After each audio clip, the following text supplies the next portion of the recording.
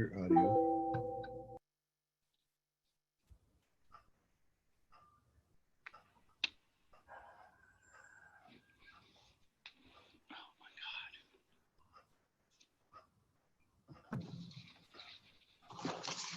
Good evening, everyone. Can you hear me? Yes. Yes, Mayor. Yes. Yeah, we can. I'm gonna have to turn my volume up a little bit because I can't hear you well.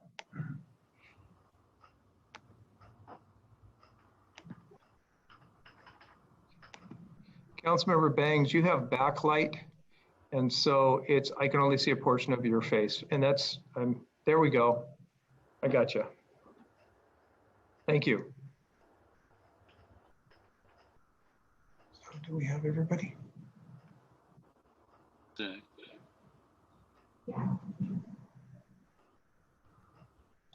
We have everybody. There we go.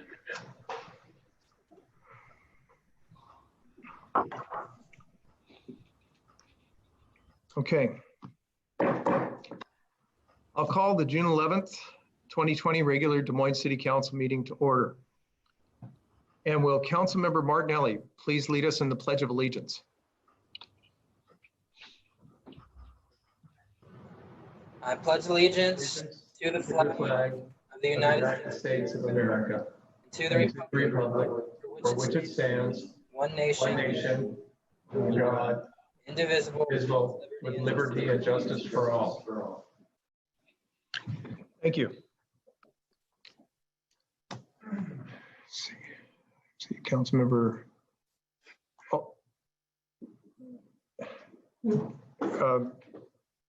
Point of procedure. I don't know what the public can see. Do I need to call the roll individually? I think the public can see all of that. This screen. Yes, that's on channel 21 and that's on this. Okay, so the public can't see that. So, okay, then let the record show that all council members are present.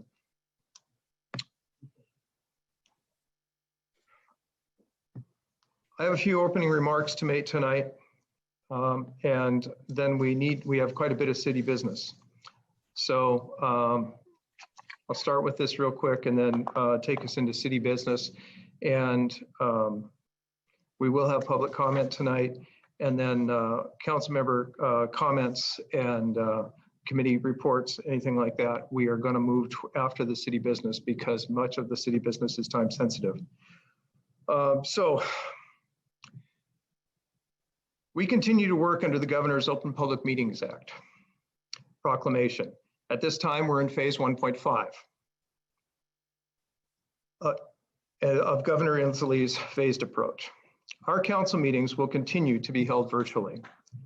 When King County is allowed into phase 2, we will review and notify council and the public if any changes need to be made.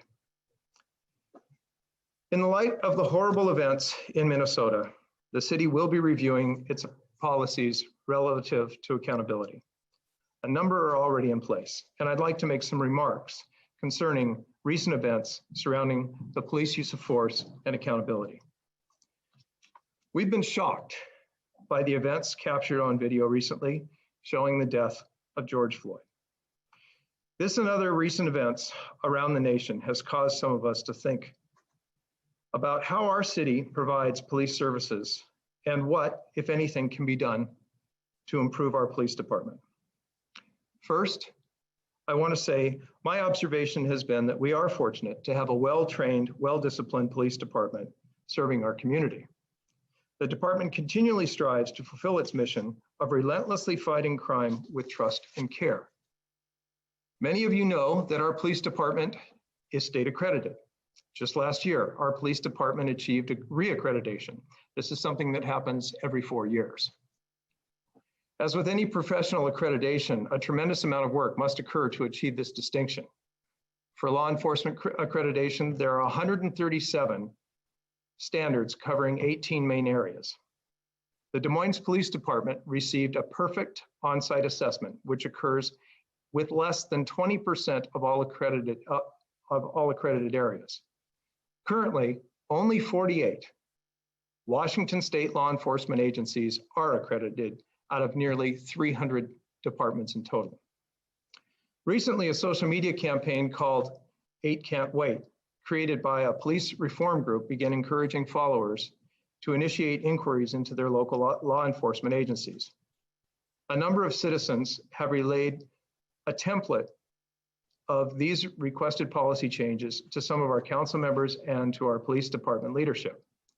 Our police department already had adopted these suggestions, the suggestions for use of force. We will be releasing a statement regarding an in-depth analysis of how we comply with these 8 principles. I can confirm that our officers undergo hours of illicit bias, de-escalation, use of force, and crisis intervention training. As we continue to learn, we also work to improve. We also currently have cameras in every car and microphones on every officer. However, we will also be considering the use and practices related to body cameras. Lastly, we're fortunate to have both a well-functioning Public Safety and Emergency Management Committee, as well as a Citizens Police Advisory Board. Both of these entities provide interaction, communication, and transparency of our police operations. This, combined with sound policies, training, recruitment, and retention, have paid dividends, as evidenced by our professional police department serving our community. The Des Moines Police Department strives for continual improvements to make the community and department safer. We will be reassessing our current practices and policies, and will communicate those changes to build as we move and build our department forward. We will continue to work tirelessly to build community trust by holding ourselves accountable to the highest standard. We know and are clear about the fact that racism has no place in policing or any other area of life. I'd also like to point out a reference to something known as Juneteenth. Some people are not aware of what this is, so I'm going to spend a minute on it. Many are, but it's an important day in our country's history. On January 1, 1863, Abraham Lincoln's Emancipation Proclamation became official, freeing the slaves. It was not until 2.5 years later that the word actually reached Texas on July 19, 1865. Major General Gordon Granger read the following General Order Number 3 to the people of Texas. The people of Texas are informed that in accordance with the proclamation from the Executive of the United States, all slaves are free. Juneteenth became a celebratory day and continues in our times as a lasting reminder to the end of slavery. We felt that it's more important than ever to acknowledge the freeing of slaves and the dignity of all people, and that there is no room in our society for racism. We will prepare a statement for the City Council to honor June 13th, but we won't have a City Council meeting before June 19th. So I wanted to make sure that this statement regarding Juneteenth was made today, and I will follow up on it at our next council meeting. However, it is important to note that Juneteenth and the Emancipation Proclamation are enduring events, important at all times and in all years. And on a lighter note, to conclude the opening remarks, I am pleased to announce that we are opening the Marina and Redondo parking lots. This will occur on Monday, June 15th, and is consistent with the phases of reopening as announced by Governor Inslee. We want to encourage that the public exercise appropriate social distance and utilize masks. We thank the public for their patience during this most difficult time of the COVID-19 pandemic. We will also be reviewing ways that we can compensate our season parking pass holders for their lost time this spring. And with that, is there any correspondence? Yes, Mayor. I just muted you. Oh, we're getting feedback. Okay.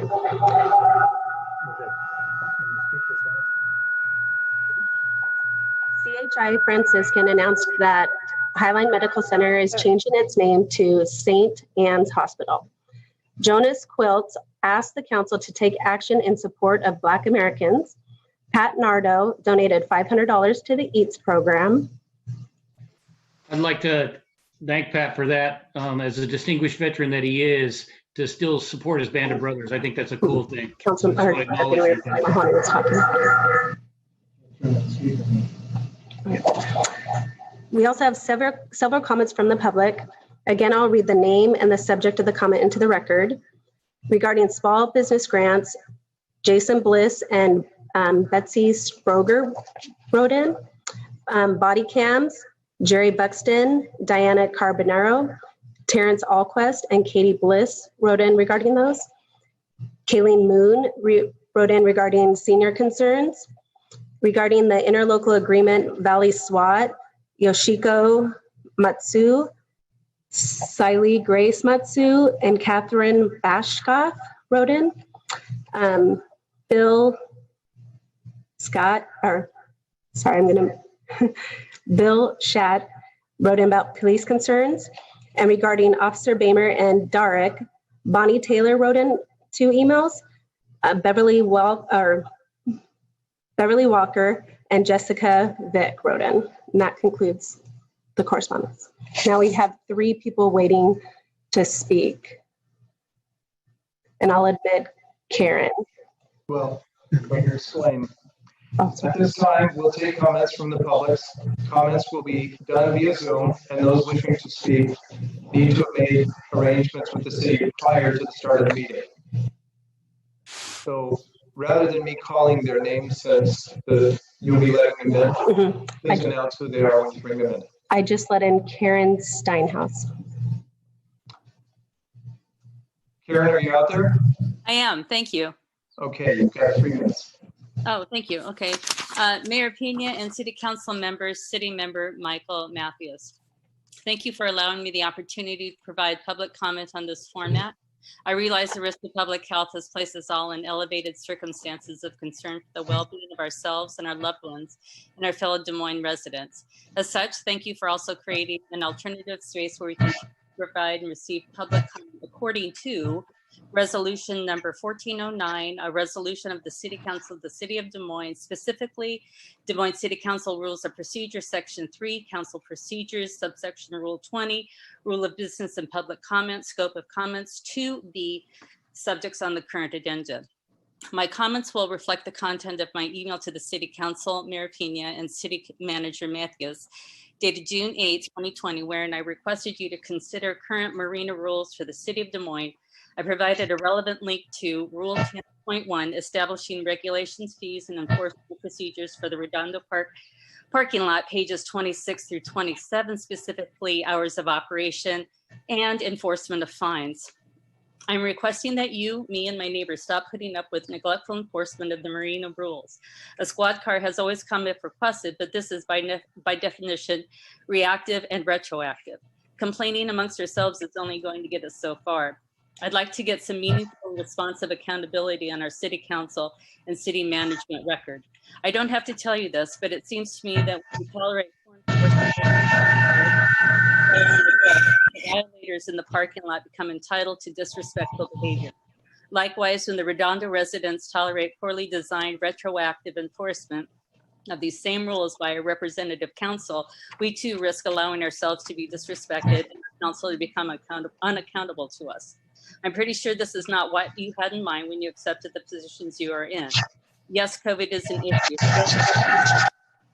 Yes, Rep, I request a couple of more seconds. Our review allocations need to be reevaluated.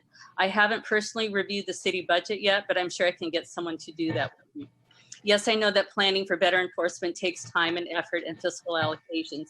And yes, this is your job. But let us help you with this. Let's create an outcome you can be proud of as a model of transparency in local government, a proactive and responsive and representative council. In the end, a council we'd be proud to continue representing us. I know my time is nearly up. Next time, I'd like to discuss some action steps we can consider taking. I'm ready to begin a study plan aimed at reducing barriers to the parking enforcement issue, but I need to know that I have your support on this.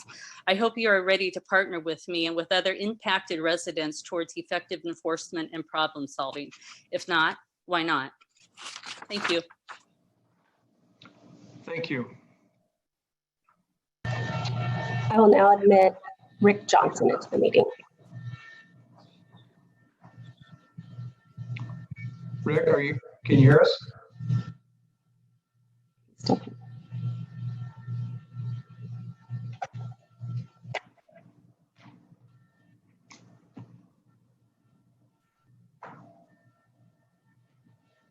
Rick, it looks like we're still connecting.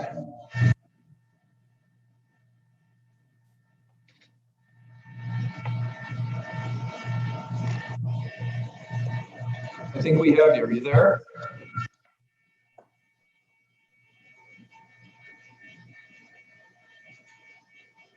Oh, like he got disconnected. Well, I will admit Michael Crone into the meeting, and then if Rick comes back, we'll admit him again. sounds good. Michael, are you there?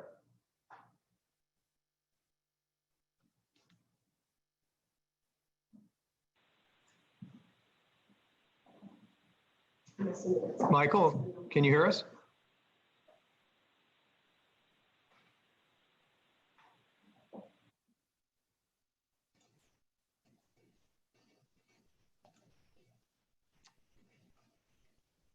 Looks like he left too. I'm re-admitting Rick Johnson back into the meeting. Okay.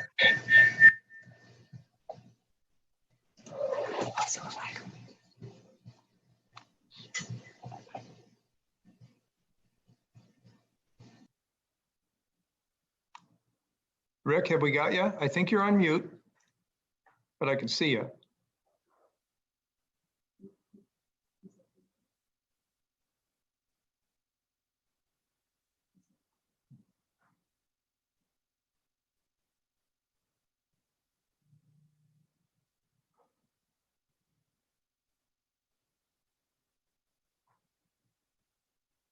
Are you out there, Rick? Yes, I am. Oh, okay. Now we can hear you. I can barely hear you. Please try and get as close to your microphone as possible. Okay, is this a little better? This is a little better. Thank you. Thank you for waiting. I come to you tonight with the backing of 40+ residents to say that we've had enough noise.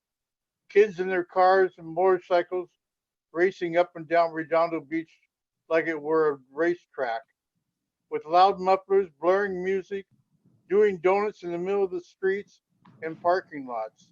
Large congregations in the paid parking lot taking parking stalls from not paying to park and not paying to park.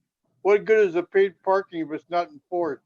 Much like the parking lot at the Des Moines Marina, we have no gates to make them have to pay to park. And by putting in gated parking at the marina, you have moved all the problems you had before parking, paid parking, to Redondo Beach. Cars parked day and night on the boat ramp. This is not what I envisioned living in our community. Not only is the noise a constant problem, it's the speeding of cars that reach over 50 miles an hour, and I'm not exaggerating. With all waterfront activity, it's bound to lead to someone getting hurt or killed. We have brought up adding speed bumps to no avail.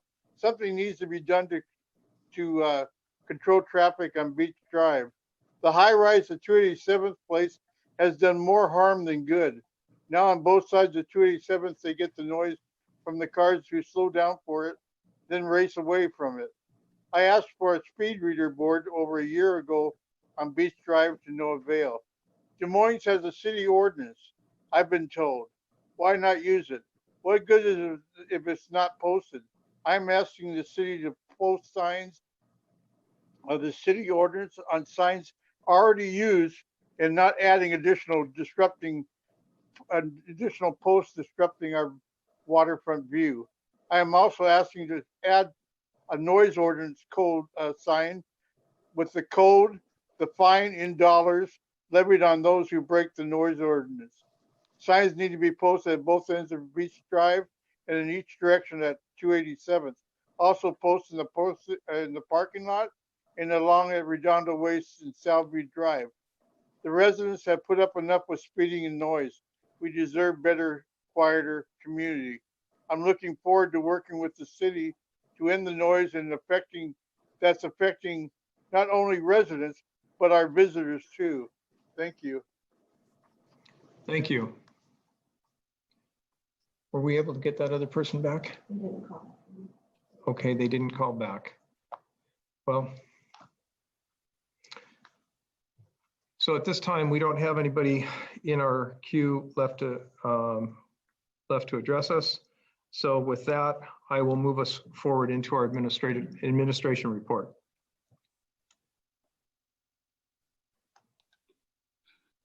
Thank you, Mayor. So just two things tonight. One is an update. We met with, we had a representative from Congressman Adam Smith's office. We had project managers from the Corps of Engineers. We had officials from the National Marine Fisheries Service. Dan was in the meeting, Brandon, myself, Andrew, Susan, I believe. And we kind of walked through where we are. And where we are is kind of stuck between two bureaucratic processes. So we're looking for ways that perhaps we can facilitate through some other, congressional means. But at the moment, it doesn't look like we're going to be able to proceed into construction this summer as soon as we anticipated. And we're hoping that Congressman Smith's involvement can lead us to a positive outcome in the meantime. I think the $2 million from the state is at risk at some point here if we can't begin construction of this project. And at the same time, in a discussion that the mayor and myself had with Adam Smith, he did seem hopeful that in the future, there will be an infrastructure bill coming either from the current administration or a new administration. And this would be potentially a shovel-ready project. And those we know are the ones that are funded, but there's no assurance of that. So at the moment, we're stuck with the bulkhead, trying to move it forward based on one federal agency who has changed their process. We fulfilled everything with them we needed to do, and then they changed the way they went about approving permits. So I wanted to just pass that on. And then the second item that we have is Beth Ann going to do an update of our first quarter. I hope. Yes, here I am. Can you hear me? Yes. Okay. For Tara, do you have the slides that we can share? Okay. Looks like the slides are up. Okay, great. So the first quarter report is in the packet, and it's consistent with how we budget our budget projections, which we have. The first quarter is 25% of the city's budget. I'm just going to do a couple highlights rather than go through the report like I have in previous times. Want to make note, the uncertainty still exists on the economic impacts of COVID-19. Just now starting to get hard data on those specific impacts. Second quarter 2020 will start to reflect the impacts of the stay home, stay healthy, and be the first indication of those economic impacts. The next slide.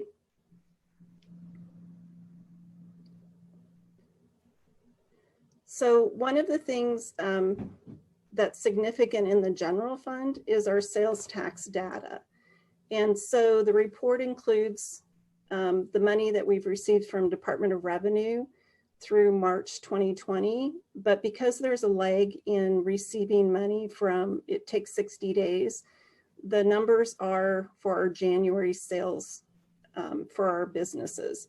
So what I've given you is the 2019 year to date versus 2020 year to date and the year to date percentage difference.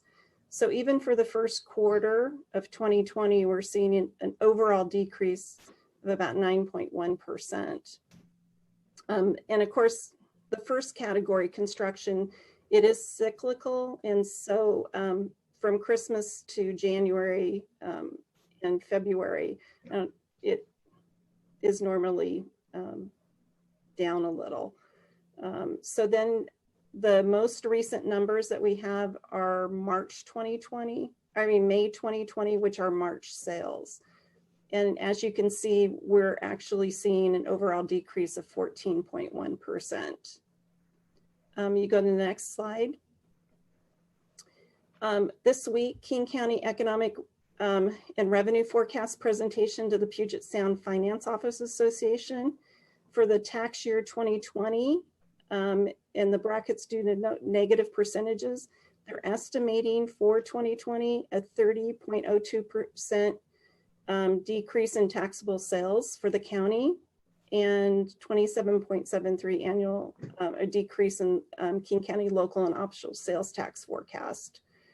So, and of course, you know, we all know that we don't have a crystal ball, but that's just on the initial data that we're seeing coming in. So the city of Des Moines has made a number of expenditure adjustment steps to respond to the impacts of COVID-19, which we covered in previous council meetings. So as I said at the beginning, the first quarter performed the way we expected, and we're still waiting to see the impact of the Stay Home, Stay Healthy order. And have any questions?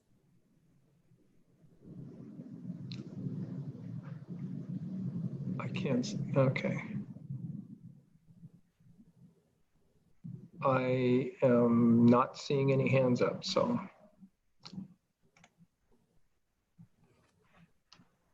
I think it's back to Michael. Thank you. Mayor, that concludes our admin report. Oh, okay.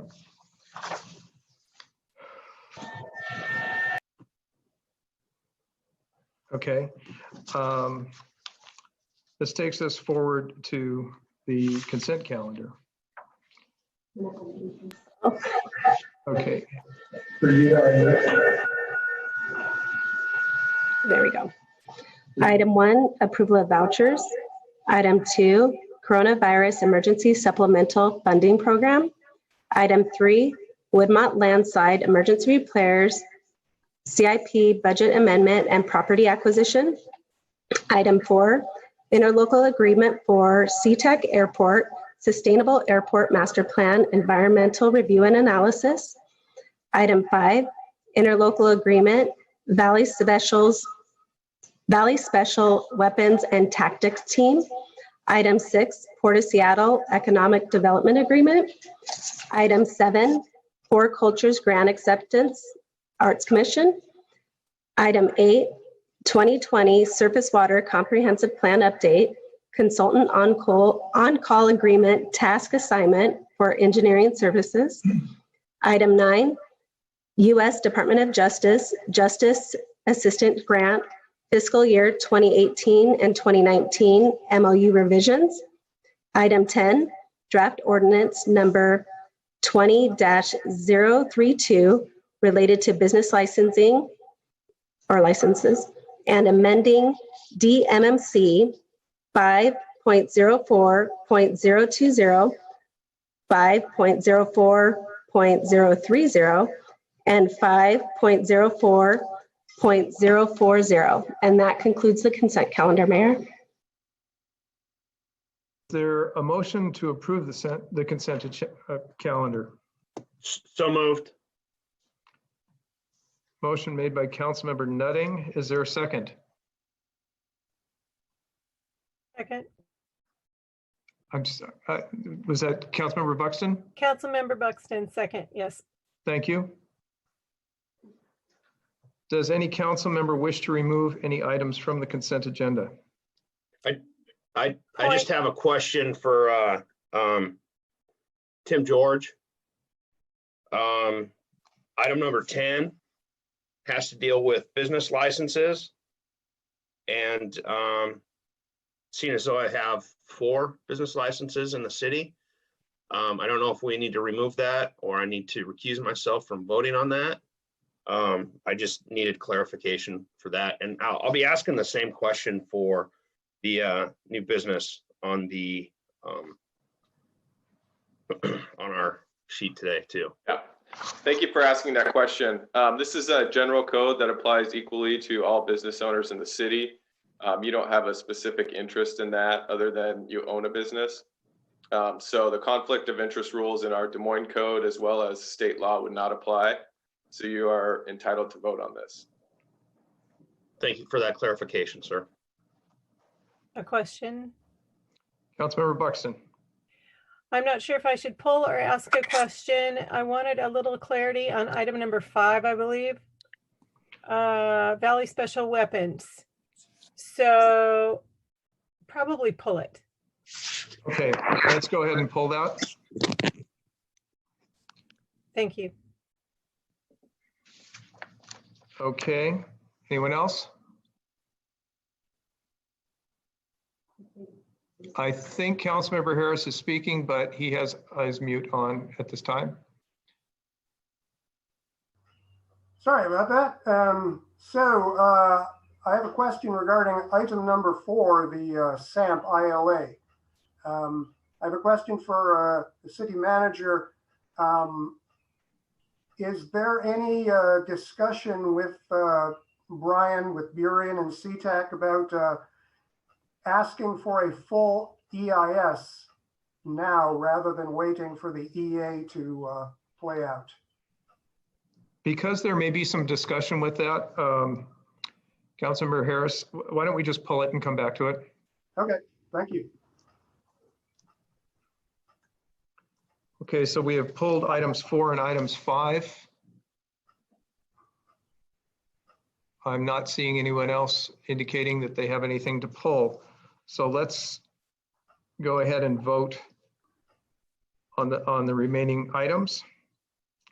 All those in favor of the consent calendar as modified minus item 4 and item 5, please raise your right hand and say aye. Aye. Aye, so I believe. Aye. I'm sorry, folks, I've got to make sure I count this. So I have Deputy Mayor Mahoney is in favor. I have Councilmember Nutting in favor. Councilmember Harris in favor. Councilmember Bangs in favor. Councilmember Buxton, did you have your hand up? Yeah. Okay, Councilmember Buxton in favor. Councilmember Martinelli has his hand up and I do as well. So that passes 7-0. Okay, let us come back to, we'll start with, we'll just take them in order. Item number 4, the interlocal agreement for SeaTac Airport Sustainable Airport Master Plan, also known as the SAMP, Environmental Review and Analysis. And Councilmember Harris, let me give the floor back to you to ask your question. You are muted again. Please understand that the mutes are automatic. So. Okay, so yeah, I had a question for the city manager regarding the city of Burien has written several letters asking that the port and the FAA bypass the EA and go directly to an EIS on the SAMP. And I was wondering if, Michael, you had been in contact with Mr. Cole and Mr. Wilson, and if you would be in favor of doing that at this time. Yeah, well, let me clarify. First of all, this particular item on the agenda is simply that when we set up the ILA that involves some national consultants regarding airport activities, noise, the SAMP, and all of that. Originally, the way it was structured was that SeaTac did the administrative part of the contract, Burien did the financial part of it, and that's how it was being managed. And it had essentially involved our 4 SEPA officials from those cities. Susan is our SEPA official. In a minute, I'm going to ask her to clean up what I say.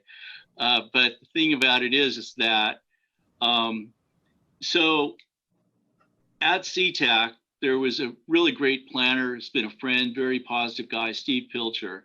He became their community development director, and now he's retiring. And so at the request of the other cities, we put this on for Susan to now manage the actual administrative part of the grant. Burien will continue with the financial part. So that's all this is. If council were to decide not to vote for this, what would happen is it would simply stay with CTAC. But people felt Susan could do it at the level that Steve had done it previously. That's all this is. This is not funding. This is not scope. This is not selection of consultants. Having said that, Mr. Harris, I anticipate that we will have a much larger discussion about airport issues, and I'm anticipating it'll be July 11th. I need to talk with the mayor about that relative to the agenda, but I think that's where we would have that discussion.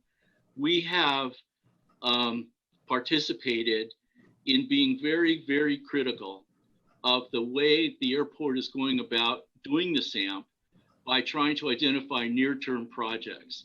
And we think that that violates the spirit of SEPA at the state level.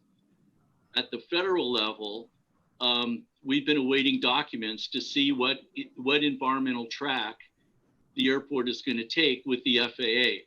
The difference is that in the NEPA process, the airport, that is an FAA decision as to the process. The SEPA, it's different because the cities have standing to object or whatever. We're willing and happy to do anything that provides for an appropriate environmental analysis.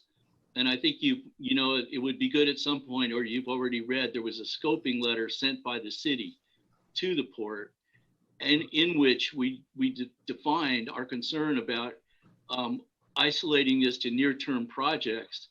And in fact, we objected to the hold room process, that they're not doing the appropriate environmental review. So be it an EA or an EIS first, as long as they focus on the near-term projects, that will be the focus of one of our major objections. Susan, do you want to add to that? Just one thing is that originally the FAA and the port anticipated doing a combined environmental process. And so the scoping letter really went into both of those processes and put forth a number of concerns regarding the process that both the port and the FAA were following as far as environmental review. They have since split those two processes apart. But those comments did go into both of the processes. Well, I'll just add that the Burien Airport Committee and CTAC council members have asked me just to pass along. They have written letters asking for, to Mr. Dixon and to ask for an EIS now, and they would like Des Moines to join in that letter. They feel that it would, basically add strength to the argument. So that's my request. And so, Mr. Harris, if I may, I think that's one of the difficulties we face when council members interact with other council members. I've not been directly approached to provide anything like that. Okay. So I hear it, secondhand from you. I'm not disbelieving what you're saying, but I'm just saying there's a process. I stay in touch with the city managers. That hasn't come up for us. And I'm not saying we wouldn't be happy to do it, but we want to be strategic in our inputs to the process. Thank you. Okay, with that, we need to get a motion on the table. So moved. Seconded. Okay, the motion is to ratify the city manager's approval of the addendum to the ILA between the cities of Burien, Des Moines, Normandy Park, and CTAC for the environmental review of the CTAC Airport Sustainable Airport Master Plan, substantially in the form as attached. I have a motion it was Councilmember Nutting, second by Deputy Mayor Mahoney. Am I correct? Correct, Mayor. Thank you. All those in favor, please raise your right hand. Okay. So I am showing Deputy Mayor Mahoney, Councilmember Nutting, Councilmember Bangs. I am showing Councilmember Harris. I'm sorry? I can't see her. Oh, there she is. Councilmember Buxton. And I am seeing Councilmember Martinelli. And I am also raising my hand, so that passes 7-0. Okay, this takes us forward to item number 5 and to Councilmember Buxton. Thank you, Mayor. In regard to this, Councilmember Bangs had asked a couple questions, and I thought the chief's answer to her questions I received via email were very enlightening, very helpful, more clarity than what I felt was in the packet. And I think it would be helpful to read that comment or a synopsis of his comments. I have that pulled up on my email unless, for example, I see that Justin is online here. If he's been tasked with answering or responding to this, I'm not sure how you would like to proceed, but I did feel like the chief's answers were helpful. Do we have a way to put the chief on? He's here. Oh, okay. Okay. I saw Justin, but I didn't see. No, Justin's here by phone, but we're going to try and get the chief to the podium so Okay. he can. Oh, live. Okay, great. Will that be okay, Councilmember Buxton? Absolutely. Just however that there were a few questions and we did receive correspondence with a few questions, and I felt like the chief's answer would be really helpful in this time that we're in with this I agree motion with you. here. Is your mic on? It's not yet. I don't have the document that she's referring to in front of me. Okay, Councilmember Buxton, the chief is noting he does not have the document that you're referring to in front of him. Would you like me to read it? Is that You it's might short.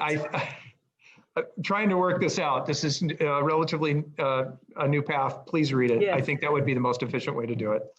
Okay, I'm going to see if I can pull it up here.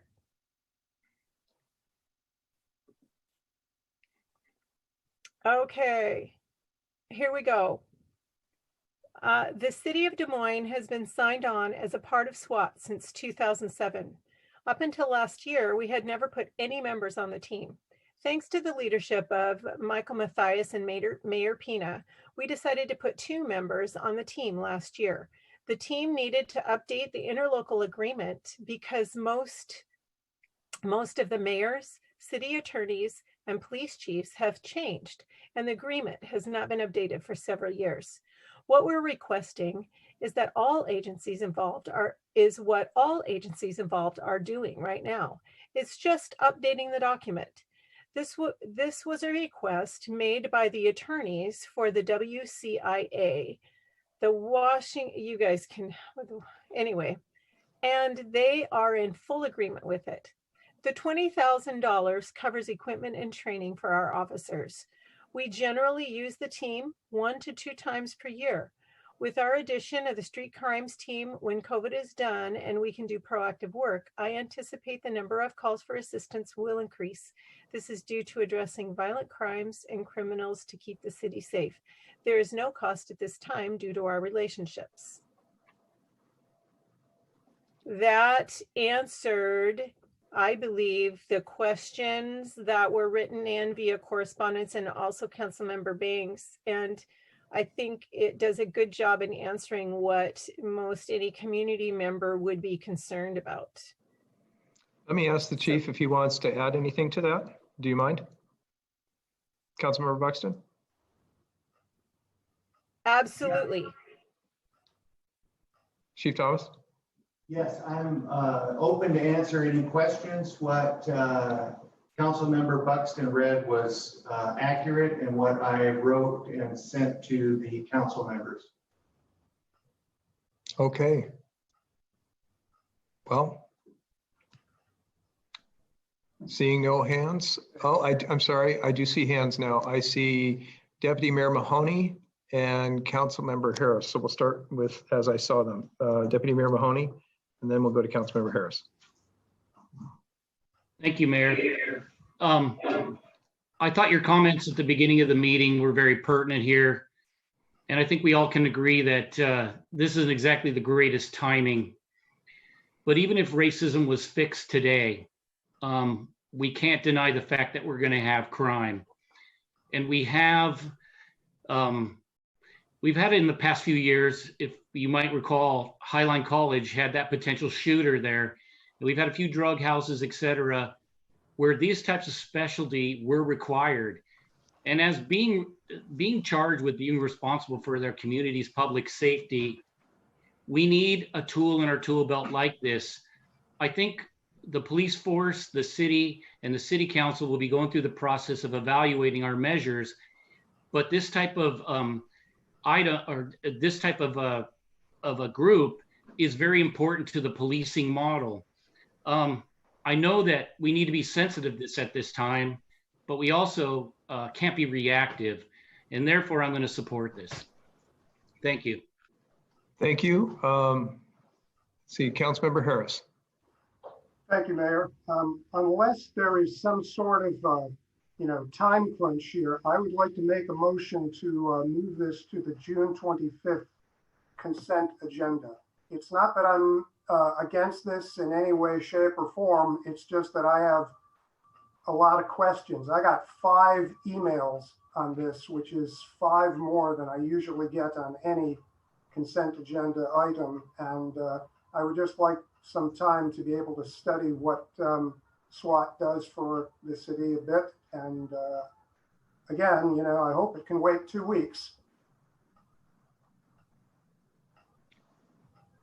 So we have a motion to move this to another time.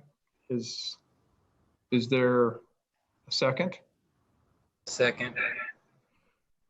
Well, we have a motion and a second, so we can entertain the discussion. As Councilmember Harris has said, he's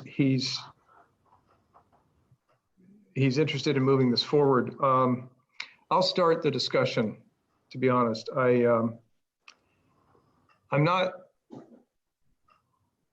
This is just to update an interlocal.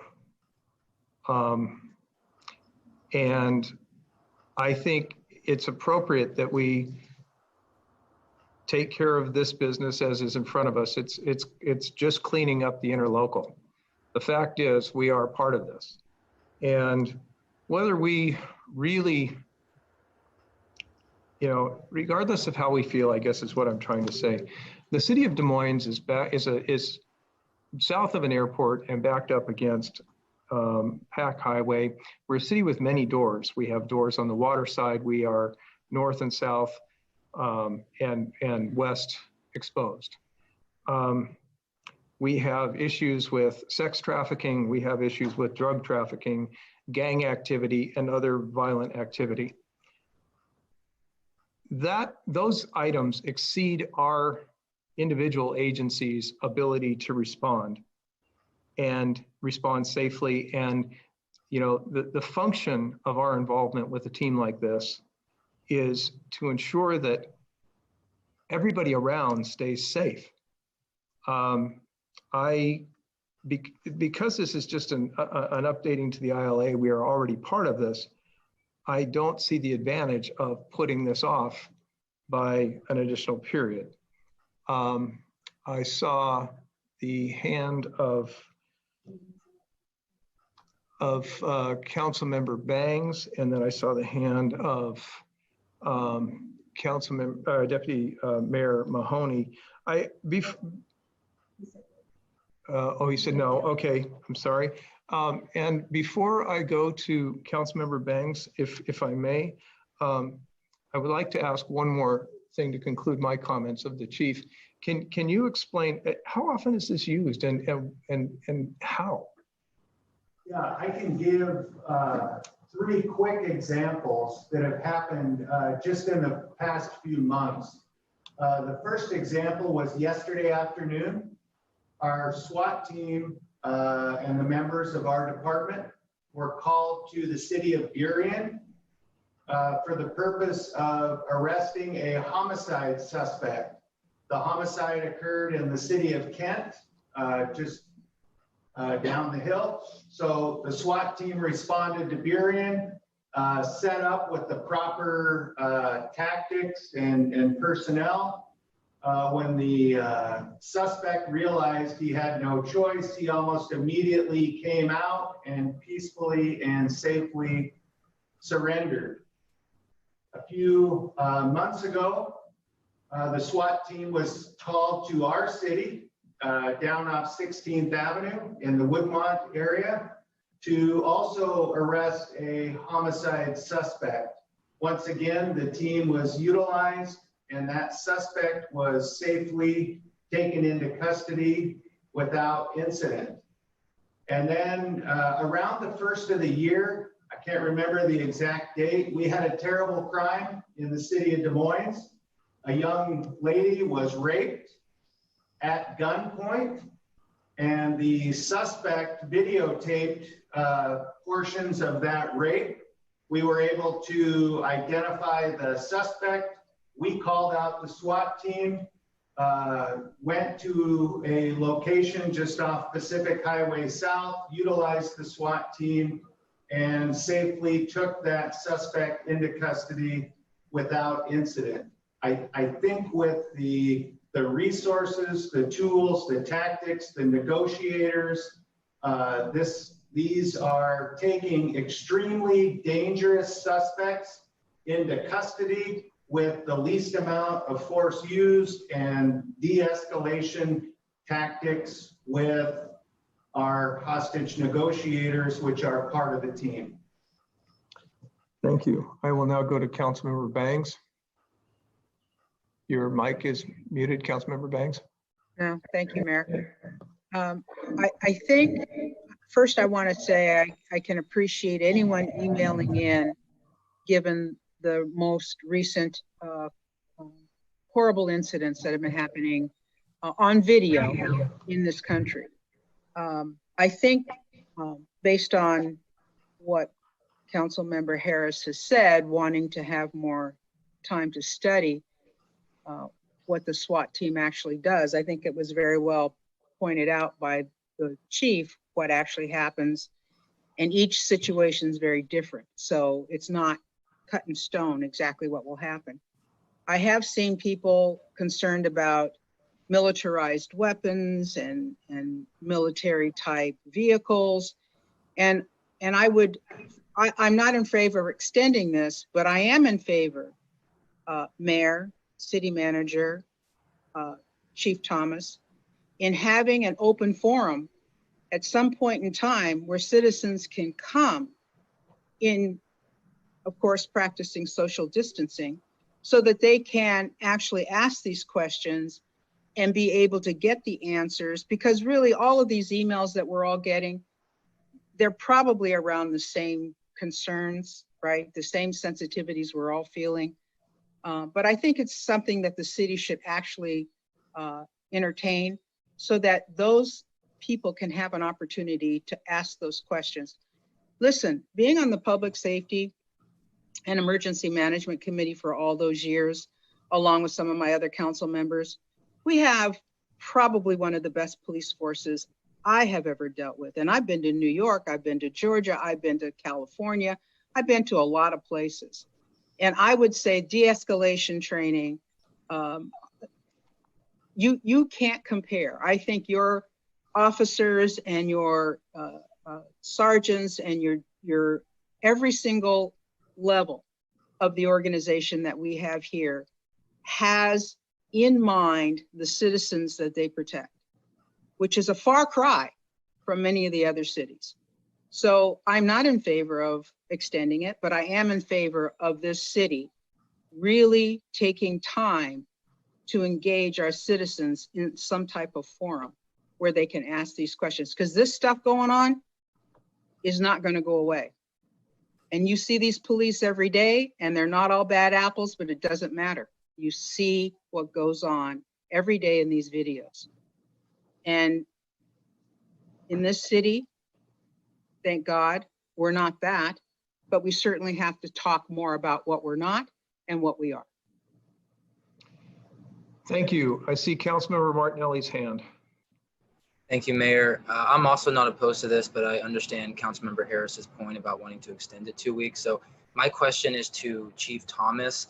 If we were to push this off 2 weeks, would that put any kind of hinder on the department, or would that be an issue, or would delaying it 2 weeks and then approving it in 2 weeks potentially, would that have little effect? I guess is my question. Yeah, we're updating the interlocal agreement. It would not do significant damage to the process. Personally, I would like to see this move forward. It actually got slowed down by COVID, so we're several months behind. And I believe at one point, I recall hearing that we may be the last city to get signed on. So it won't completely damage the process, but I think we're certainly behind a little bit due to the COVID response and how we're having to conduct meetings. Thank you. Okay, so the motion is on the table to postpone this to the next meeting. I see Councilmember Harris's hand up. I can't, he's on mute. Please, thank you.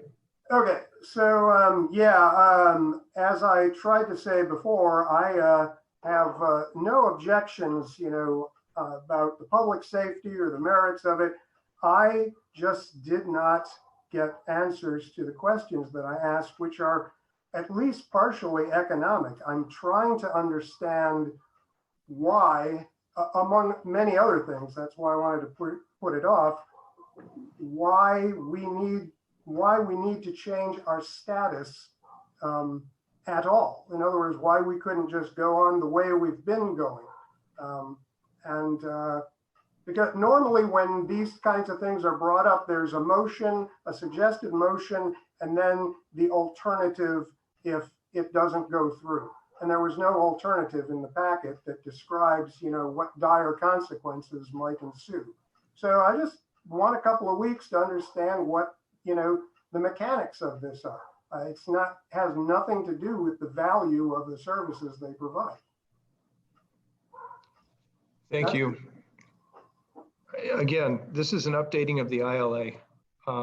So the motion on the table is to postpone it to our next meeting. All those who are in favor of postponing it, please raise your hand. I see Councilmember Harris and I see Councilmember Martinelli. All those opposed to postponing this, please raise your hand. I see Deputy Mayor Mahoney, Councilmember Bangs, Councilmember Nutting, myself, Councilmember Buxton. Okay, so the motion to postpone fails 2-5. And that takes us back to the initial item. And the motion as it reads is to approve Addendum 1 to the ILA between Auburn, Federal Way, Kent, Renton, Tukwila, and the Port of Seattle, authorizing the City of Des Moines to join the Valley Special Weapons and Tactics Team to authorize the city manager to sign the addendum substantially in the form as attached. So moved.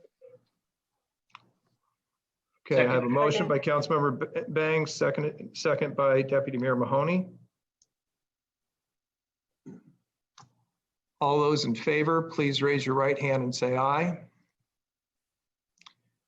Okay, the hands I see. In favor, Deputy Mayor Mahoney. In favor, Councilmember Bangs. In favor, Councilmember Nutting. In favor, Councilmember Buxton, and in favor, Councilmember Martinelli, and myself in favor as well. Opposed? Councilmember Harris, your hand's not on the screen, so I can't see. Okay, you're opposed is Councilmember Harris. So this passes 6-1. Okay. That gets us through our consent agenda. And we are now moving on to the public hearing. And the public hearing is to consider draft ordinance 19-112 relating to code cleanup items to correct omissions, errors, and inconsistency, and to clarify council intent. And we have a staff presentation by our principal planner, Laura Tachico. Ms. Tachico, you have the floor. Thank you. So yeah, Laura Tachico, principal planner. So the purpose of this. I'm sorry. I skipped something. I have to, because it is a public hearing. I have to open the hearing. I will now open the hearing. Now you have the floor. I apologize. Thank you. So the purpose of this hearing is to consider a draft ordinance for Title 18 zoning code maintenance. Staff keeps a running list of cleanup items as they come up and then periodically packages them and brings them forward. It's been a while, it's a big list. So this first ordinance is kind of a skimming off the top of the minor errors, omissions, and inconsistencies and then more substantive items. We will do more research and then we'll likely have discussion at the committee level before we bring those forward to council. And I can't see, there's a PowerPoint, I'm not sure if that's up. It's coming up. One moment, please. Okay. Okay, it is now up. We are on the first slide, the banner page. If we could go forward 2 more slides to the first titled clarifications and consistency. There we go. Thanks. Can you see the slides now? Yes, thank you. Oh, okay, great. So there are a lot of items, so I'm not going to go through each one, but kind of as an overview. So a number of these are related to, in 2014, we did a total repeal and replace of Title 18. And as we've implemented it, there's little things that come up over time. One of the strategies of that repeal and replace that we did was in the definitions section, we removed those definitions that we thought were common dictionary items. And then as we've been using that code, there's a number of them that came up that were clear that they had specific language that we needed to properly administer different portions of the code. So we've been adding those in as we come across them. So private garage is kind of the latest one that's come up, and the exact definition that was in there previously is proposed to be put back in. Jumping down chapter 1820, that is the land use review procedures. That chapter summarizes the types of reviews that are in different portions of the code. And then as those other chapters have been updated over the years, not always have people gone back and updated the tables in this chapter or the code citations. So there's quite a number of items that need to be cleaned up in there just to be consistent with other portions of the code. Last item on this slide, the residential permitted uses chart. There's a section that pertains to townhomes. Townhomes have specific design standards that are in a different chapter. It wasn't clear if you weren't familiar with them, where that was. So we're adding language in here to direct people to that section just for more clarity. Next slide, please. And then in those townhome design standards, we reference the subdivision code, and there's thresholds for short plats and full subdivisions. Those were changed a number of years ago, and there's a few sections in here that need to be brought up to match those thresholds. The section on height of structures, part of that references firewalls and parapet walls. It was clear through a number of recent reviews that there needed to be more clarity in the purpose of those and to tie those directly to the fire codes and building codes that they were intended to be for. Jumping down to the parking code, there's a section that talks about driveways and the types of surfacing that's allowed.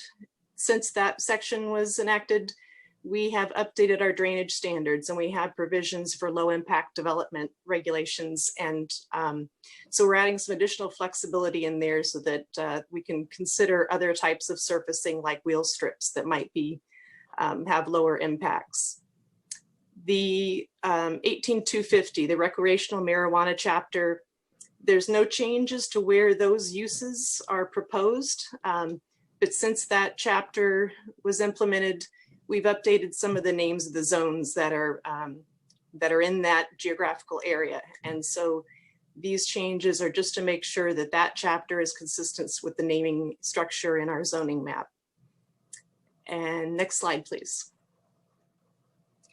And then finally, the only thing that's not quite as clearly a cleanup item, as we were preparing this agenda item, for text code amendments, we're required to set a public hearing by motion. And that's not something that's customary in other portions of the code. Our legal department pointed out it wasn't required by state law. And so this simplifies that process.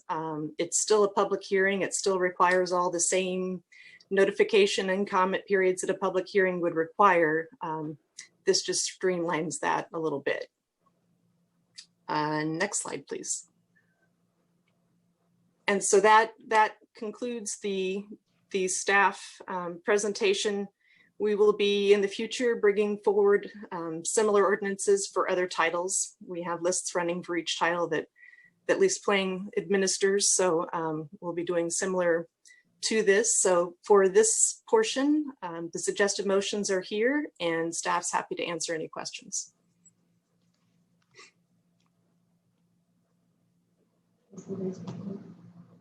I'm sorry. Councilmember Buxton has her hand up. I was just going to make the motion. We're a bit ahead of that. I have to entertain public comment first, and then I will come back to you, okay? Is there anyone signed up to comment publicly? Okay. So at this point, in the public hearing process, there is a period for council questions only, and public hearings are very specific. So if you have anything, it's not a time for comment, it's a time specifically for questions so staff can answer them. Are there any council questions? Okay, seeing none, I will now close the public hearing. Is there a motion? Councilmember Buxton. Now I have to enlarge it. It was on the screen here.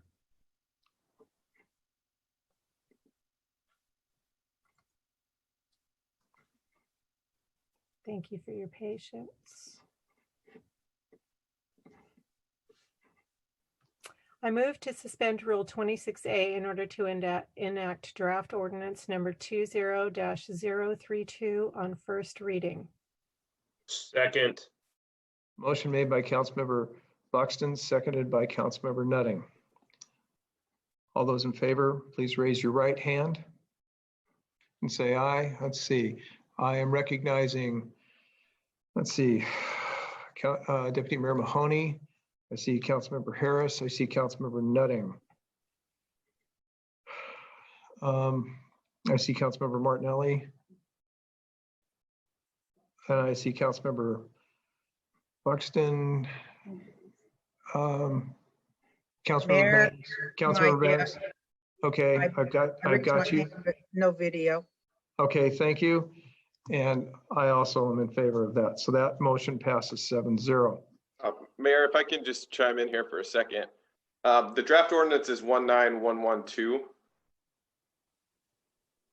So I think that should have been what the motion reflected. The motion number one was to suspend Rule 26 in order to enact draft ordinance 19112 on first reading. That may have been incorrect in the packet. Probably this was not. This was the packet that I had all my notes on. So Sure. If it was updated. It was, and Okay. so that. Sorry about that. If it needs to be reread, can do that. No, that's fine, but we'll just reflect that. I think you may be looking at the motion for item 10 on the consent calendar, because that was 20032. Okay. My bad. Somehow it, my, okay, it flipped back somehow. We're going it to put the flipped- motion back up on the screen. Okay, it's my computer flipped it back to the previous page. Okay. Just for clarification's sake, Councilmember Buxton, I'm going to go back to you, and Okay. And I will recognize Councilmember Nutting for the second. Please read motion 1 back in to play, and then I will again revalidate the vote.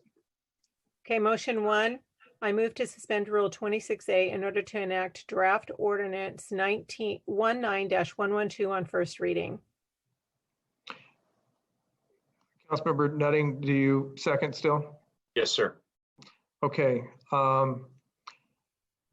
So at this point, if you voted in the affirmative in favor of that, please raise your hand. I'm going to go through real quickly one more time to validate the vote. Okay, so I see Councilmember Bangs, Councilmember Martinelli, Councilmember Nutting. I see Councilmember Harris, Councilmember Buxton, and Deputy Mayor Mahoney and myself. So yes, still passes 7-0. Can we get the second motion back on the screen, please? And I go back to Councilmember Buxton. I move to enact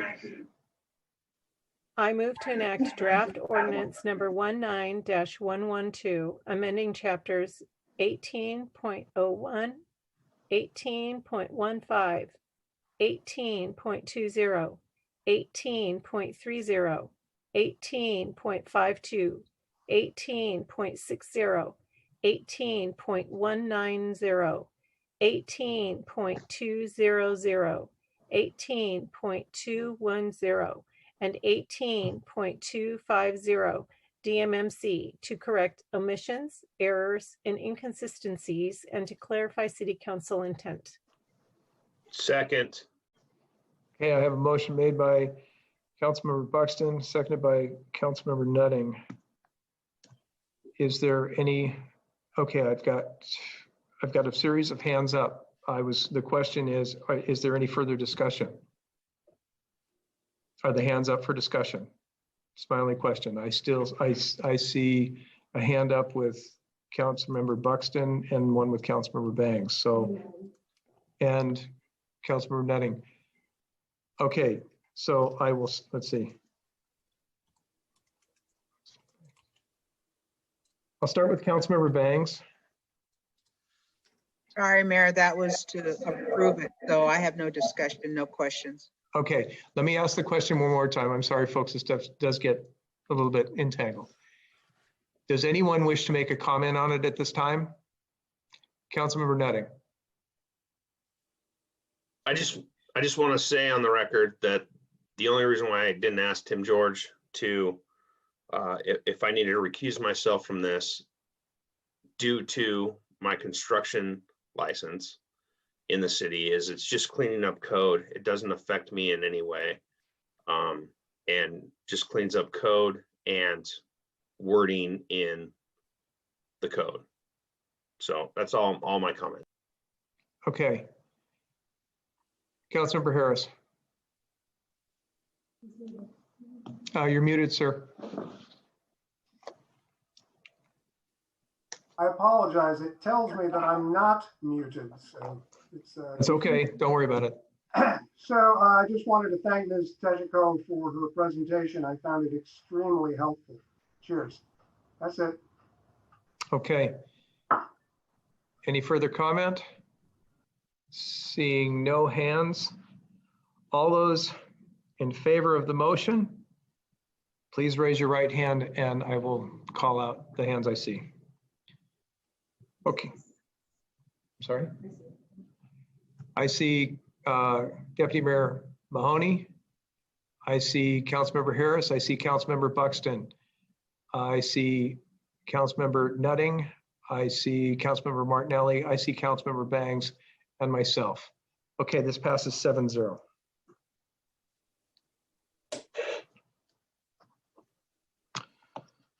All right, this takes us forward to a new business item. A business license fee schedule effective July 1st of 2020, staff presentation by our finance director, Beth Ann Rowe. Good evening, Council. Beth Ann Rowe, Finance Director. Tara, can we put up the PowerPoint presentation? So the item before you is draft resolution number 20033, which proposes to revise business license fees effective July 1st, 2020.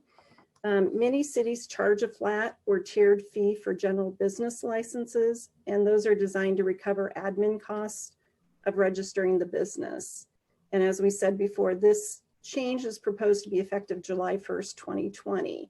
So businesses that have already registered or renewed their licenses for 2020 have paid, and the change will not impact them. This will be for new businesses that apply from July 1st through the end of the year. And then we also impose additional regulatory licensing fees, and we're not proposing any changes to those licensing fees at this time.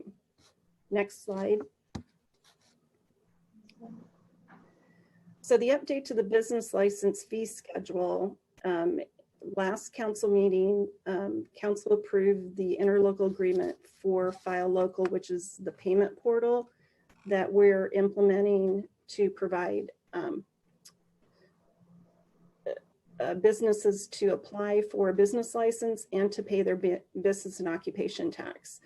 There were two options, to either go with File Local or to go with the business license service through Department of Revenue, because they're trying to simplify and provide one-stop shopping for businesses. With either option, we would have had a need to standardize our business license fees.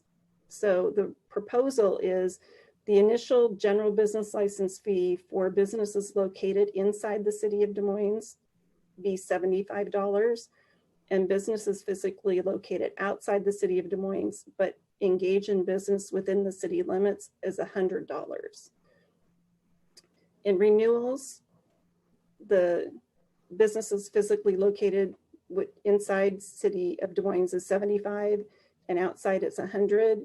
We do propose a change for the renewal of rental of real property to change to a tiered fee based on the number of units. And at about 4 o'clock or a little bit before 4, I sent out an amended resolution to clarify this point, because in testing the implementation, I apologize, I had forgotten that distinction. So next slide, please. Also a change is to prorate the general business license fee that any businesses starting after July 1st will pay 50%, which is considered a half-year fee.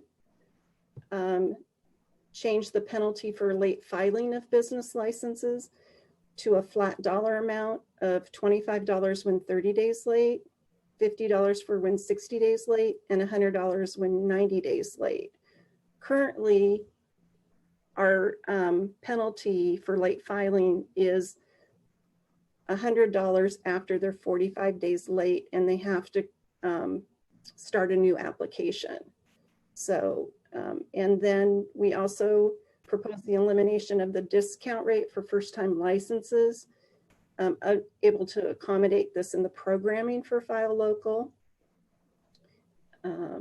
Next slide, please. So the business license fee, general business license, updated this to reflect the initial under rental of real property, that distinction, initial license fee of $75, and then the tiered approach. Next slide. So before you is a recommend or suggested motion for these changes as a result of the amendment to the resolution that we sent out. That concludes my presentation. Thank you. Is there a motion? So moved. Councilmember Nutting, Second. seconded by Councilmember Bangs. Any discussion? Seeing none. Hold on, Sorry. Mayor. Oh, I'm sorry. Thank you, Councilmember Nutting. I do have a question. I know that I pushed this motion forward. I do need to ask though, that seeing as though I have rental properties in the area here in Des Moines and business licenses for that, I need to ask Tim George if I need to recuse myself and therefore not being able to make the motion. You do not need to recuse yourself. Again, this is a fee that goes equally to all businesses in the city. It doesn't affect you in any way that it doesn't affect anybody else. It's not a conflict under our city code or under the state law. Thank you, sir. And just to clarify, the motion that was made, Mayor, was regarding the amendment to the resolution, correct? I am dealing with amended documents. It's not in the packet, so if Tara could bring that back up. Last slide up. Yes. Would you like me to read it? Please. That makes it very, very clear. I move to amend sections 2 and 4 of draft resolution 20-033 to specify that initial first-time registration fees for businesses engaged in the rental or real property in the city are $75. Okay, and Councilmember Bangs, do you still second that? Yes, I do. Second. Okay. Thank you, Attorney George. Is there any discussion? I see Councilmember Harris's hand up. There seemed to be another clause on the screen. That's a second motion, Councilmember Harris. Okay, it had an and, so. All right. Understood. So we are voting on the motion as Councilmember Nutting read it into the record. Seeing no other hands up. Oh, wait, I have Councilmember Bangs. Nope. All those in favor of the motion read into the record, please raise your hand. Okay, I see Councilmember Nutting, Deputy Mayor Mahoney, Councilmember Harris, Councilmember Buxton, Councilmember Martinelli, Councilmember Bangs, and myself. This passes 7-0. Can we put the motion back on the screen, please? Thank you. Councilmember Nutting. Once I get it back up on the screen, I'll read it. Fair enough. There you go. I move to adopt draft resolution number 20-033, revising the business license registration fee schedule as amended. Second. Second. I believe I heard Councilmember Bangs to second that. It was primary second on that, so I'm going to go with that. The initial motion was made by Councilmember Nutting. Any discussion? Seeing no hands up, all those in favor, please raise your hand and say aye. And let's see who I've got. I have. Aye. Okay, so I have Councilmember Bangs, Councilmember Martinelli, Councilmember Nutting, Councilmember Harris, Councilmember Buxton, Deputy Mayor Mahoney, and myself. Passes 7-0. Okay. I thought it was hard to recognize hands from when we were all here at the dais, folks, but this is this is an activity. Anyway, so this takes us forward to board committee reports and council member comments. And tonight we will start with Councilmember Martinelli. Thank you, Mayor. I've been spending a lot of the last week or two listening to the community and trying to hear from them what it is they want us to do and how they want us to react to the times. One thing that I called for last week was mandating body cameras on all of our police officers. Excuse me. A lot in the community is calling for that. I was thankful to hear from the city manager that he and the city attorney and the police chief are actually discussing this now. I think that that's a good faith move to show that the city is serious about the situation and serious about improving transparency and moving us forward in a way that can help to build trust between our community and our police department and our city. I also am of the mindset that we have a great police department, but I think something like this will help to improve that connection, help to improve that relationship. In addition, studies have shown that body cameras actually save cities money based on reduced complaints and other things of that nature. So I very much support mandating body cameras and hope that we move forward with that as quickly as possible. I also have been working on a resolution which would officially declare racism as a public health crisis in our city. I have been working with CTAC council member Gobina over this. He was kind enough to share some initial language. I've been working on it with council member Buxton, and it's to staff right now. I want to thank Mayor Pena, who has agreed to actually put that resolution on the agenda for the next council meeting. I think that I would like to see much bigger steps taken, but I think that as a city, us acknowledging that racism is a fundamental systemic issue is a step in the right direction. And I hope that, and I look forward to that discussion at the next meeting. And in the meantime, I'm just continuing to listen to the community, and we'll hopefully have some ideas to put forward soon. Thank you. Thank you. Councilmember Bangs. Thank you, Mayor. I attended the Des Moines Arts Commission meeting this past Monday, and they are certainly moving forward in reviewing their rules, and hopefully we'll be able to come up with ideas and suggestions for Susan Cesar and the city manager in moving forward. We do have several vacancies that we won't fill at this time until we can actually get that refocused. But they're certainly moving forward as well with innovative ideas on how to bring some activities to the city of Des Moines. So more to come later with that. I want to say I appreciate, Mayor, you recognizing Juneteenth and giving a little history on the Emancipation Proclamation. What I've been struggling with over this last, probably my entire life, but especially this last few 2, 3, 4 weeks, is that there's a huge chasm here in terms of education as it relates to racism in this country. And I believe it's extremely important for each city to take the responsibility to do exactly what Councilmember Martinelli was saying, but that's just one step. We can recognize and we can put out all kinds of proclamations, and I think that's a really good thing for a city, but I think what's more important for our citizens is to educate themselves. And I think it's important also that a city provide some information related to that. I mean, not saying that we have to conduct classes, but certainly put on the website some links to books that can be read, some links to organizations that really deal with the racism and privilege in this country. So I would recommend that. I don't know if it's something we can do. Certainly our attorney, George, can let us know that. I requested earlier this week that we put a banner that goes across our city website that says Black Lives Matter, because this truly is the issue. Black Lives Matter.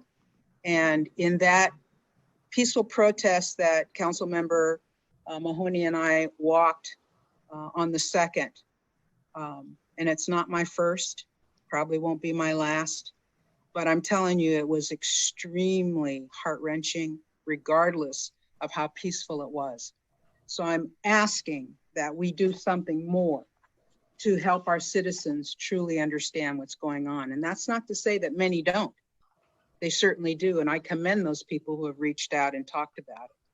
But it's something that I think every city council, and I've listened to almost every mayor that has spoken out about what's going on in this country. And I think we can do at least that. So I appreciate that you did proclaim Juneteenth, or moving forward to proclaim it, but Juneteenth isn't enough. And so I challenge, and I certainly encourage our city to do a little more than that. End of my report. I have a question. Let me, because each Or- of these are time slots, do you mind, Councilmember Buxton, if you just ask the question when we get there? When we get to you? To my time slot? Okay, Sure. sure. Okay. The next person is Councilmember Nutting. I just wanted to say that I attended the farmer's market, that the first opening was this last Saturday, and letting 30 people through. There was quite the line when I got there at 10 o'clock, and the line had doubled, almost tripled to get in. I do hope, talk to several of the vendors, they're hanging out until the end of June to see how it goes. So I want to thank everybody at the market for being there and the vendors. Also, I did watch the superintendent of public schools, Chris Reichdahl, probably messed up his last name, but talked today about school going back to children going back to school in the fall of this year, and he's telling schools to prepare, districts to prepare to reopen in the fall, provided they can do social distancing and wear masks and all that stuff. I do want to say that I've been contacted by several community members that have children in the Highline School District that are very against going back to school in the fall without a vaccine that's successful. And so more to come on that. Obviously, with my children being in the Highline School District, I will be monitoring the situation to see if that's what's going to happen. So more to come. And again, a great farmers market. They'll be open again 9 to 10 this Saturday for seniors, and 10 to 2, I believe, for everybody else. So and go down, enjoy the farmers market, prepare to wait in line because everybody wants to be there. So thank you. Thank you, Councilmember Harris. So am I unmuted now? You are unmuted, sir. Hooray! Okay, so as we open up the marina and Redondo, I'm just going to beg, plead the public to actually mask up and maintain the social distancing. We have done a great job, but as I look at other states that have opened up, sure enough, they are now seeing all kinds of increases in case counts. My concern is we're a petri dish for COVID-19 due to our senior citizen population in certain concentration spots, and we need to be extra careful. Moving on to George Floyd and all of that business, I believe that this city and every city needs independent civilian review. I put in my blog post, which everyone I hope will read, that it should start with the city council. It's just something that it should not be the government policing or monitoring itself. There needs to be an independent group, and the city council is independent of the administration. So that's where this should all start, even before body cameras and all that other stuff. And I believe that there should be a complaint process, which is put right on the website, which tells the public, we want to hear from you if you've had a bad experience. That's just basically telling the public, look, we mean what we say. Complaint process is just basic stuff. Finally, regarding Redondo, I put up Rick Johnson did a quick petition and got 43 signatures. And then I heard from other people in the condos, and they're fed up with the situation at Redondo, and I hope that they will work with the city to create a comprehensive and ongoing solution. We seem to do this thing where we, stamp out the bug for a while and then it just comes back, and the residents feel like, they're just kind of out on their own. And that's it. Thank you. Councilmember Buxton. Thank you, Mayor. So back to Councilmember Bang's report out and her earlier commentary with regard to some kind of a public feedback forum. Even in this situation, the legislators from the 30th district do have a town hall on a pretty regular basis. So what I would like to do is support her comments, and possibly if I have agreement from the mayor to remand the discussion to the Public Safety Committee to create some kind of an event like that, some kind of even if the virtual process is not lifted, even a virtual process, but remand that to Public Safety Committee with agreement of other members of the council. One of the things about action is that any action that the council takes really does need to be vetted in committee. So the staff has the opportunity to look at the feasibility of everything that's proposed or how we could do it.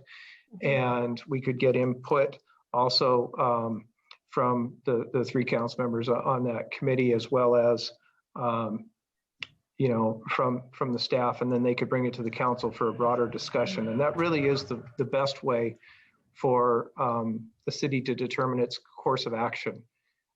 So it also gives, it can move with efficiency, but it does give a period of time for some of these things to process and go through, because right now there's a ton of ideas on the table. So I would definitely, if your motion is to remand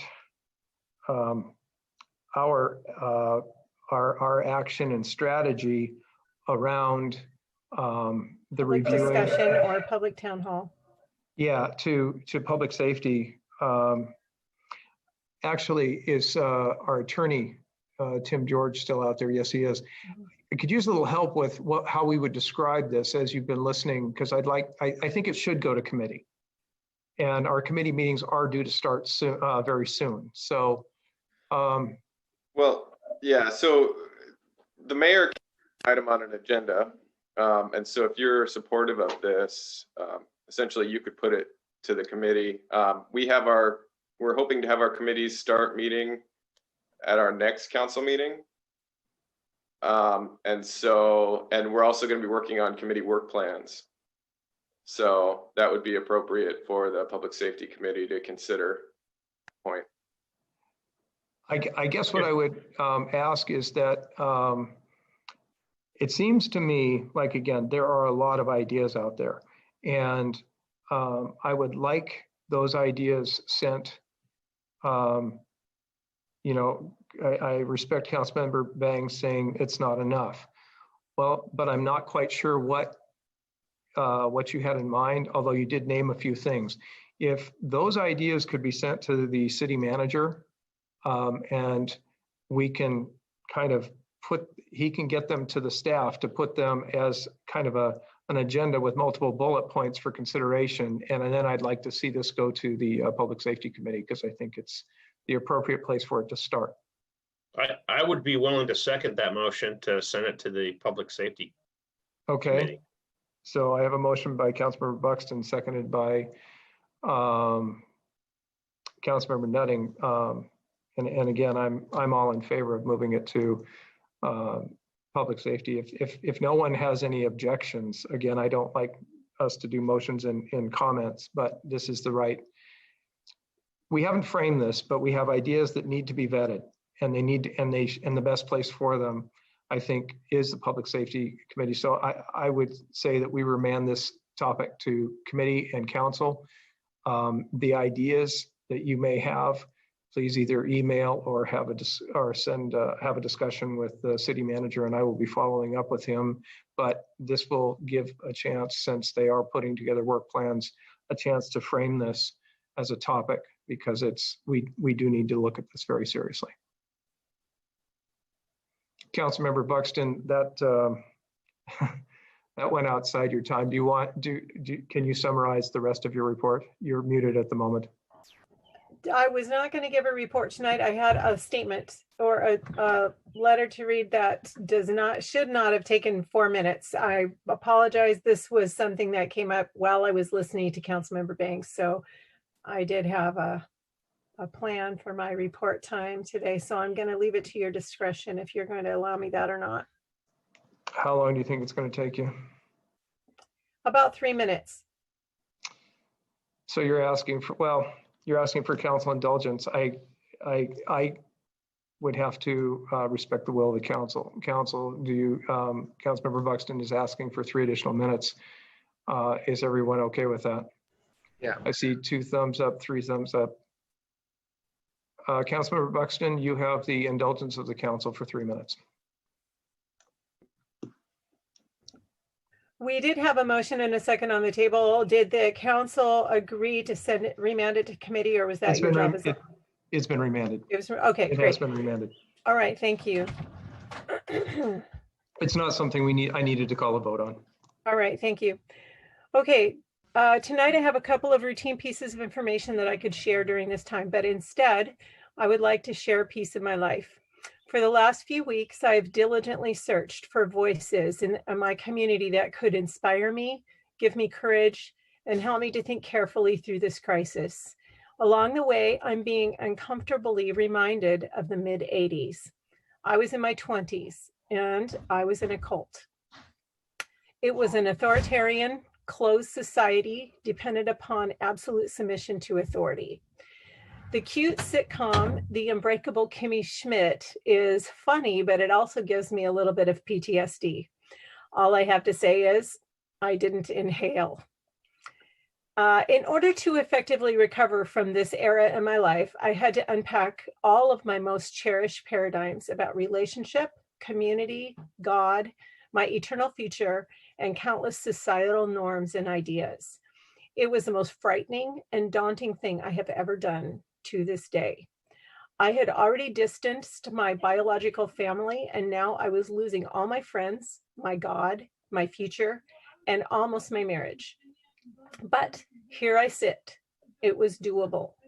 In the unpacking and excruciating examining of beliefs, values, relationships, I found that I could actually put a lot of them back into my life because many of these things had been healthy. I believe that we may find our current societal experience to be similar, that so many of our paradigms, values, and relationships are healthy. So I'm not as frightened today as I was in the 80s. This week, 2 women in my circle have helped me to carefully unpack a little bit again. One is a beloved community member, and one is my pastor, a Black woman. Almost every day, I'm inspired by Melody Edmiston and her stories of challenge and overcoming. As an advocate for young people in the justice system, she is undaunted and almost daily hashtags love wins. Secondly, my pastor, Darazette Banks, posted on Facebook today a series of proverbial inspirations to her community of women, which includes me. The most powerful was lead with love. So how do we win and lead with love? Sometimes love is violent. Sometimes it's listening silence. Jesus violently overturned tables with a whip and a system with words. And then a week later, let Judas kiss him. I'm committed to love, but I'm working out what that looks like for me. So for all of you like me, I speak the following declaration with a collective I. If you become violent before I do, that does not mean I'm a coward. I'm still listening. If I become aggressive or violent before you, that does not mean I hate. It means that I've listened enough and not enough has changed. But I'm committed to love, strong, courageous, kind, and just love. Thank you. Thank you. Deputy Mayor Mahoney.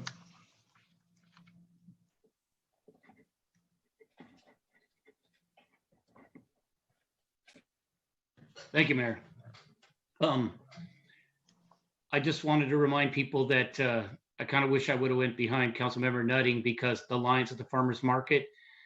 This Saturday, we're going to give everybody an opportunity to do a little short clip for the virtual parade we're planning.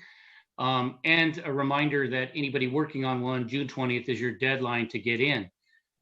A couple things I did that are COVID related and some of the economic impacts is I was on a call for Sound Transit. Biggest call out is it doesn't necessarily affect Des Moines, but it will affect some of the items and delay them on the phase 3. I was also on a 30th legislative call with the mayor. I'll let him handle that. And my last comment is every time we have the city council meeting, we start off with the Pledge of Allegiance and the 6 words at the end, with liberty and justice for all. Thank you, Mayor. Thank you. Because of many of my comments in the beginning, I'm just going to talk about some things that have happened since we met last time. I've had 2 separate discussions with that were chaired by Representative Tina Orwell. In those discussions, not the same group and all, but just to give you an idea who was in attendance, we had City Manager Matthias, Senator Karen Kaiser, members of the University of Washington, and members of the Highline School District. And essentially what's happening is they are looking at next steps with what we can do with the particulate matter study. And there is discussion around a pilot program applying mitigation and measuring and testing air quality in schools. And they're looking, Highline was involved because they're looking locally, but they'll also be looking for, the talk is to include the Seattle School District and the Federal Way School District as well.